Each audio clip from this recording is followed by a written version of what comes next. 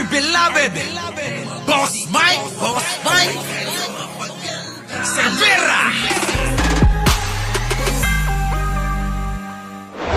Ang kongresista ang pag-asang mapapauwi pa si FPRRD. Kita nyo, mga kababayan, pakinggan ninyo to ha. Yung sinasabi ko, na kahit anong gawin nyo na, kahit anong drama nyo, alam na nila mga kababayan, na hindi na makakauwi si Digong. Day one pa lang. Nang pagkakadakip kay Digong, sinasabi na natin yan. Hindi ka na kailanman makakauwi si Digong ng buhay. Makakauwi. Yun. Nandun na sa isang banga o kaya nakakahon. Ang kahilingan nga daw sunugin siya ron. Pwede bang habang buhay sunugin nyo na? Pwede kaya yun? Sa dahig, sa ICC. Baka pwede naman total naman may kahilingan siya. Kasi kapag namatay siya na sinunog siya, mga kababayan, hindi niya na malalaman kung sinunod yung kanyang kahilingan. Tama po ba?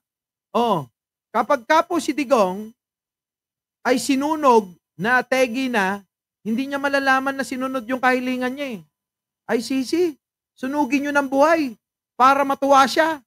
Para kita niya na talagang sinunog siya.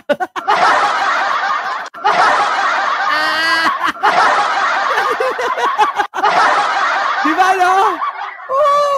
At least sinunod, Okay. Yan, ganyan. At least alam ko na sununog niyo ko. Ito na, mga kababayan. Jack Ma, makinig ka rito. Makinig ka rito, Jack Ma. Tinabla ng ilang kongresista ang pag-asang mapapauwi pa si FPRRD. Git nila na sa ICC na ang bola. Yan ang agenda report ni Joan Manalo.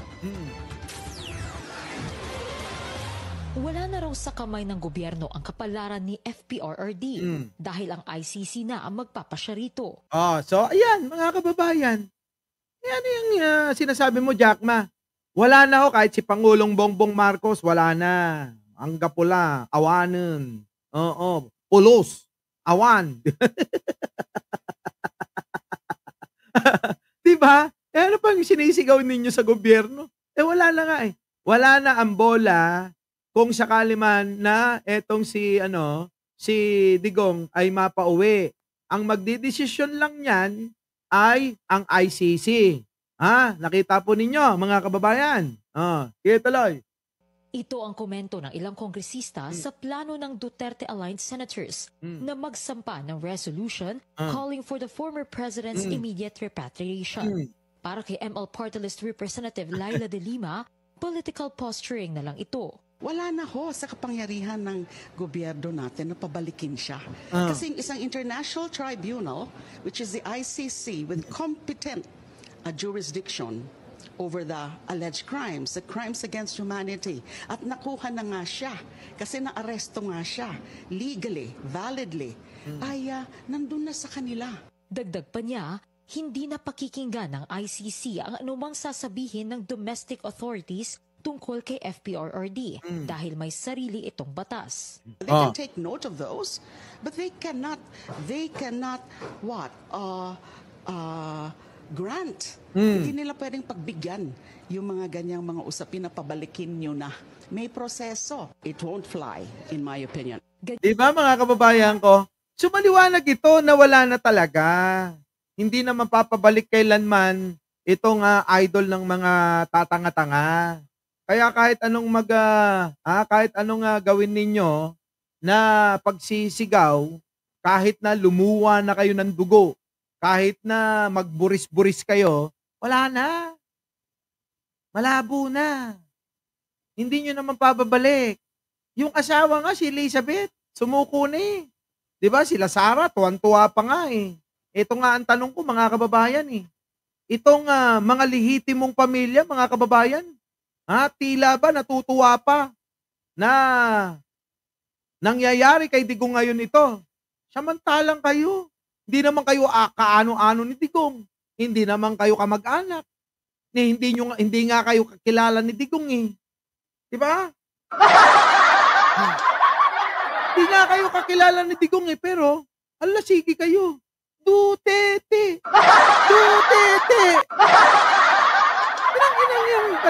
yan, ano? Yung pamilya, tuwan-tuwa kayo, tutete kayo ng tutete. Kung ano man yung nangyayari kay Digong ngayon, ikinakatuwa ni Sara yon. Oh, kayo naman, nagpapadala kayo, kanino? Kay Bongo. Na ano, kawawa naman, kawawa naman. Lang yan, mga kababayan, ibang klase. Di ba, mga kababayan ko? Punta na nga natin yung hindi pa natin natatalakay para matapos na ito. Dagdag na natin to. Ito, nasa na ba yung Boss Mike? Ito yon. Oo, nasa na yun. Ito ba yon? Nandito ba yon? Nalagpasan ko na yun Lang yan na. Wala na. Dito. Mukhang natabunan na. Ito na. Ito, mga kababayan, sapagkat ito'y pinangako nyo. Ito, pakinggan ninyo, mga kababayan, Bigyan natin ng reaksyon. Etong kuryente, mga kababayan. Tandaan po ninyo, mga kababayan. Kapag ako ay naging senador, kapag ako ay tinulungan yung maluklok,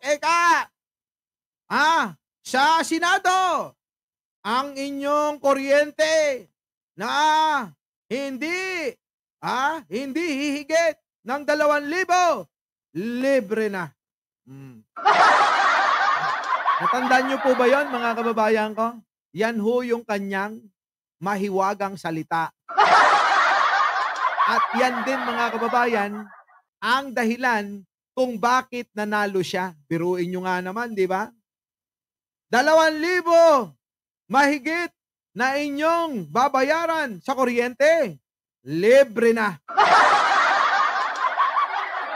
Ngayon, mga kababayan ko, eto na. Siyempre, mga kababayan, libre yung taong bayan. Libre, 2,000. Malaking bagay yun. Buwan-buwan na matitipid namin. Eto na, mga kababayan ko. Ano na nangyari? Diba? Nanalo na di dapat, mga kababayan, isipin ng ibang tao, kailangan 2,000 pababa libre na to. Ay, hindi ho ganon. Ito yung sinasabi ko, mga kababayan, na budol. Hindi ho ganon. Hindi na kayo nadala kay 10K. Diba? Sabi ni 10K nun, kapag ako nanalo, magkakaroon kayo na ayuda, 10,000. Kada pamilya. Hindi nga kada pamilya yun, mga kababayan di ba? Sabi ni Mr. G, 1,600 kuryente namin, naputol pa. Eto na. Alam nyo, yung mga ganong salitaan, masyadong exaggerated, na para bang tila, yung pangako na yun tutuprin o matutupad. Hindi ho. Mahabang proseso po yan, mga kababayan ko. Oo, gagawa pa yan. Kita nyo, hindi niya naman binanggit, nagagawa ng batas patungkol dyan. Tignan nyo, mga kababayan ko. Hindi niya naman binanggit sa kampanyahan. Gagawa ako ng batas. Kaya lang, mag-anos-anos. Tsaga-tsaga lang. Dahil mahabang proseso at walang kasiguruhan. Dapat ganon, di ba? Kung hindi mo bubudulin yung taong bayan, tapatin mo sila. Habang ikay nangangampanya, ipaliwanag mo na may mahabang proseso yan nang hindi kasingilin ng taong bayan. Tama po ba, mga kababayan? Hindi yung, kapag ako iniluklok ninyo, yung kuryente, 2,000 pababa, libre na. Period na dun, mga kababayan Tapos na. Basta nasabi niya na, libre yan, pangako. Pangako pa, mga kababayan pangako, period na. Pero, mga kababayan, hindi niya sinabi yung totoo. Na may proseso pa. Diba? Diba? May proseso ito Ngayon niya lang ipapaliwanag sa inyo na may proseso ito, yung pangako ko sa inyo kailangan dumaan ito sa proseso. Alam naman nating mga matatalino yon na may proseso. Kaya lang, masyadong yung pag-deliver ng salita, yung tila ba siguradong-sigurado na siya. At eto pa, may prosesong mahaba at hindi pa sigurado kung maaaprobahan. Patay ka. Di ba? Patay ka. Oh, yan mga kababayan. So nagigets po ninyo mga kababayan ko ha. Oh, eto na. Sen, sapagkat ito'y pinangako nyo, inihain nyo po ba yung panukala na yung babayad ng 2,000 piso sa kanilang, bayarin sa kuryente, ay inihain nyo na ho ba na panukala? Kasama. Kita nyo? Ayan na. Inihain nyo na bang panukala yung pinangako nyo? Wala naman po sa usapan yung may proseso Nung nangangampanya kayo hindi nyo naman sinabing mahaba proseso Di ba mga kababayan ko? May proseso At walang kasiguraduhan ito mga kababayan. Bakit? Ilalaban pa niya yan. Ilalaban niya sa plenaryo, makaring makapasa, tapos pipirmahan pa ng magiging pangulo o sino man pangulo kung payag to. So anong kasiguraduhan ng pangako mo? Baka mapako yan. Ganyan po binubudol ang mga Pilipino. Tuloy. Sa inihain ko, binago ko lang. Kita nyo, marami na ngayong bago. May binago na, may kesyo ganito. Eto po mga kababayan Pang ano naman po ito Pang lilin lang sa taong bayan sana. Sige, kahit mahaba na proseso, sana maipasa at maaprobahan, mga kababayan. Doon na lang tayo, asahan na lang natin yun. Pero ang tinutukoy ko rito, mga kababayan ko, liwanagin ko, yung pangako, yung paano mo diniliver yung salita sa taong bayan para makuha mo yung kanilang mga boto. Tindi, di ba? Mga kababayan, ang tindi. Ngayon, marami nang kesyo ganito, kailangan ganito, pagaganday natin to, itataas natin to, ibababa natin to. Inang yan. Siyempre, gaganon na lang yung mga tangang bumoto. So wala pa pala. Akala ko naman pag nanalo na, ay libre na yung kuryente naming 2,000. Wala na mga kababayan. Eto na, marami nang, para bang yung mga kababayan, example ko lang nung umutang sa inyo, pangako, sa isang araw babayaran. Abay, dahil kayo na nagpautang, nahiya pa kayo maningil. Umabot na ng 1 linggo, 2 buwan, 1 buwan, wala pa rin, di ba? Parang ganito lang yan. Tuloy.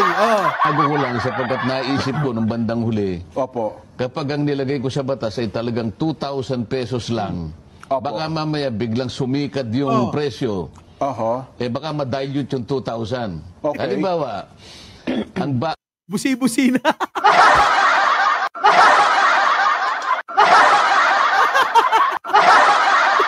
Natawa naman ako sa'yo, Argon Lopez. Di ka kasali dyan. Ito na. Beep, beep. Try. Ang basihan kasi noon, inano ko lang sa palagay mo sa rate ng Meralco, 11 to 12 pesos per kilowatt hour, Nelson. Ayan na. Bakit hindi yan ang sinabi mo noon? Sana nung nangangampanya ka, ganyan no? Pinaliwanag mo ng kung paano Ito ngayon, mga kababayan, napakarami na ay tiyang explanation. Pipip, pipip, pipip, pipip. Gano'n. Diba? Ayan Diba Ayan iti sana nung kampanyahan. Kasalanan nito Arnold Lopez ni netong si Mr. Kuryente. Tuloy. So, 10 pesos ka mo lang. Nako. Kaya kapag siya ay kumukonsumo ng 200 kilowatt hours times 10 pesos, yun ang 2,000. Ang dami ng paliwanag, mga kababayan, Dami ng paliwanag. Hindi! Yung mga tao umasa. Ilibre mo yung 2,000 pababa. Yung iba pa naman nagtiis. Sabi nila, nagkukonsumo tayo ng 2,3, 2,4, 2,5, tipirin natin para malibre. May kakilala Nagtitipid mga kababayan eh. Oh, ang init naman. Buksan mo yung aircon. Hindi. Kasi ano na eh, 12,000 na. Baka mamaya hindi ko maabot yung pangako ni Marcolete. Tinitipid yung sarili mga kababayan eh. Tinitipid yung sarili. Oo, para dyan. Tuloy. Kaya lang, sa Meralco yun. Paano yun sa mga electric cooperatives na kung minsan 17, 18, Mas 19? mataas sa Yan na mga kababayan, yung mga salitang may kaya lang, may paligoy-ligoy na, ligoy-ligoy yan mga kababayan. Ang ending makalimutan nyo na. Sabihin nyo mga kababayan, ang inang yan, mag-move on na lang tayo. Di ba? Ang ending mga kababayan, move on na lang. Move on. Tuloy. 19 pesos. Tama kayo. O sabi ko, Sabi naman siya, tama ho kayo. Tama ho kayo. Tama. Tatamaan na kayo sa taong bayan. Lang yan. Pangako! Hindi naman ganyan yung sinabi mo nun eh. Kung kailan tumataas yung rate niya, nadadilute yung 2,000. Kaya ang ginawa ko finally doon sa batas, hindi yung 2,000 ang nilagay ko, yung number ng kilowatt hours. Nag-iba na. Hindi na daw yung 2,000. Meron na sang number ng kilowatt hour. Hindi yun. Bakit kailangan may mabago? Di ba? Kasi mga kababayan, kailangan. Kasi kailangan pahabain, mabusisi. Eleksyon na naman, pangako pa rin yan. Baka mga kababayan, sa susunod na eleksyon, after 6 years, mga kababayan, pangako uli yan. Sasabihin kailangan nyo kung ihalal sapagkat hindi patapos yung ating laban. Yung laban natin na mapababa ang presyo ng kuryente, ng yung babayaran nyo, na malibre yung babayaran nyo. Kailangan ipagpatuloy natin tong laban na to. Kita nyo? Malapit na po natin na makamit ang libreng kuryente, 2,000 pababa. Diba? Kababayan? Syempre, mauto-uto. Nga naman. Malapit na yan. Makakamit na natin yung 20, yung 2,000 pababa na kuryente. Ibubuto uli na mga mangmang yan. Tama, mali. Diba? Tuloy. So per kilowatt hour na ang basihan, hindi na yung... nilagay ko ron na kapag yung kanyang nakonsumo ay 135 kilowatt hours pababa. Kasi kung halimbawa nandun siya sa Mindoro, makita nyo mga kababayan, kuryente, pagtanggal ng VAT sa kuryente, an act, accepting electricity sales from value added tax of ang labo. Further amending for the purpose sections 108 and 109 of the National Internal Revenue Code as amended. Yan yun. Yan yung pinapanukala niya mga kababayan. Sige, tuloy. Si Mr. Kuryente. Mindoro siya. Opo, naku, mahal doon. Ang singilan doon, 19 pesos. Opo, mahal doon. Subukan mo nga i-multiply yung 19 pesos sa 135. Yan. Para Nelson. makita natin, Nelson. Grabe, ang dami nang yung ganun-ganun ngayon, ang dami na. Hindi naman yan yung pangako. Bahala ka dyan, Marcoleta. Bahala ka. Ang pangako mo, 2,000, pababa, libre. Yan. Para maintindihan nila kung bakit ginawa ko imbes na 2,000. Bagamat dun sa aking explanatory note, sinabi ko ron, humigit kumulang 2,000. Pero, mabuti pa niliwanag niyo, sana. Baka akala. Nahihirapan na sila kasi hindi talaga kakayanin yan. Maniwala kayo. Itagaan nyo pa sa ulo ni Bato. Hindi mangyayari yan. Maniwala kayo. Papayag ba yung Meralco? 2,000 pababa? Libre? Gaanong kalaking lugi yan? Ano mangyayari? Kung sakali na matutupad yan, ipapataw na naman yan sa mga humihigit sa 2,000. Ang alin? Bill ng kuryente. Kita nyo mga kababayan ko? Isasakripisyo yung mga taong hindi naman kailangan to. Sa kanila ipapatong yung 2,000. Sino magsasaper? Yung mga matatinong tao. Sambayanan pa rin, mga kababayan. O, kita nyo, yung kanilang mga padrama dito. O, Niliwanag niyo sana, baka akala umaatras tayo doon sa naging panukala at naging pangako ninyo eh. Hindi. baka akala umaatras tayo doon sa panukala. Hindi panukala, pangako. Magkaiba yung panukala sa pangako. Pinangako yan Pangako. Yan. Ang galing, mga kababayan. Ulitin mo nga. Ulitin mo. Niliwanag niyo sana, baka akala umaatras tayo doon sa naging panukala at naging pangako ninyo eh. Hindi. Panukala na naging panukala na pangako. Walang sinabing panukala, sabi pangako. Tama po ba, mga kababayan? Hindi naman panukala, pangako Talong. Sa explanatory note, nandun yung 2,000. Ayun, pero opo. doon sa batas, nilagay ko na lang 135. Kasi kung mataas yung rate, kapag nilagay mo lang yung 2,000, abay, malulugi.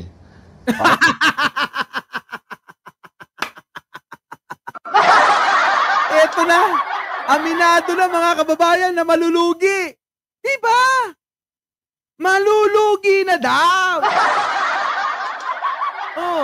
Ayan, mga kababayan. Malulugi na. Yan, maliwanag. Aminado Alam niya naman talagang hindi kaya So ngayon, ginaganon niya na naman, Paikot-ikot na naman ng ganon. Ano ending yan? Nga kayo. Ganun na lang, Nasaan na? Parang kay Cayetano. Nasaan na 10K? Wala. Di ba? Yeah, mga kababayan, Di ba? Kapag nilagay mo lang yung 2,000, abay, malulugi. Malulugi.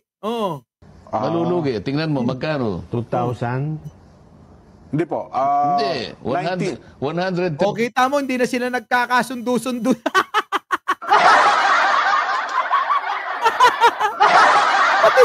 Pati yung dalawa na panganga Pati yung dalawa, mga kababayan, na panganga. Ano ba ibig sabihin ni Senator dito? Anong malulugi? Samantalang hirap na hirap nga na i-weigh nitong isang medyo mataba. Yan, mga kababayan. So, mga kababayan, eto lang, sabihin ko sa inyo, huwag nyo nang asahan. Mag-move on na lang kayo. Hindi na mangyayari yan, mga kababayan. Dami na pasikot-sikot, simple lang naman Ang pangako, 2,000 pababa. Dapat mag-stick tayo dito. Tapos tinitira nito, sino? Si Pangulong Bongbong Marcos. Nung kampanyahan, ano sabi niya? Asa na ang 20 pesos na bigas na pangako? Diba? Yan yung mga banat niya nun Asan na ang 20 pesos na bigas? Kabaliktaran, ang mahal-mahal na ng kamatis. Di po ba, mga kababayan ko? Yun yung mga banat niyan ngayon, asan na? Sa mga umasa at bumoto, hanapin nyo sa kanya, nasan na yung pangako niya? 20 pesos, 2,000 pesos pababa, libre na yung kuryente nyo. Ang tanong ko, baka naman na kuryente lang kayo. Ay, nako. So, mga kababayan ko, hanggang dito na lang ang ating palatuntunang pinamagatang huwag na kayong umasa sa pangako nila. Mabibigo lang kayo. Mga kababayan, ako po ang inyong lingkod, Mike Cervera po, lagi nagsasabing malin natin ang ating kapwa, ipagdasal po natin lagi ang ating bansa. Magandang umaga, magandang hapon at magandang gabi sa mandako ng mundo. Naroon kayo. Siyempre, shout out po sa inyong lahat, mga kababayan. Ano po? Kita-kita po tayo sa susunod na ating live. Maraming salamat po. Our beloved Boss Mike Cervera.